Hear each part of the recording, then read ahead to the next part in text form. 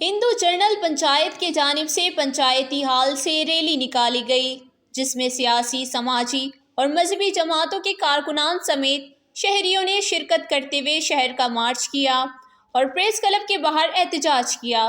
شرکا سے مقررین نے خطاب کرتے ہوئے کہا کہ سندھ بھر کے ضلع میں ڈاکو راج سے عوام پریشان ہو چکے ہیں۔ کراچی سے کشمیر تک بدامنی کی آگ بھڑک اٹھی ہے۔ روزانہ کی بنیاد پر شہریوں کو اغوا کر کے تاوان طلب کرنے کا سلسلہ طول پڑ گیا ہے۔ بچی پریا کماری کو اغوا ہوئے 1.5 سال گزر چکا، لیکن ابھی تک اس کا سراغ لگانے میں پولیس بے بس بنی ہوئی ہے۔ انہوں نے مزید کہا کہ ڈاکوؤں کے خاتمے کے لیے کچے علاقوں میں گرینڈ آپریشن ہونے چاہیے اور گندا کوٹ سمیت دیگر ضلع سے اغوا ہونے والے لوگوں کی بازیابی کے لیے اقدامات اٹھانے کی ضرورت ہے۔ وش نیوز، جیکب آباد۔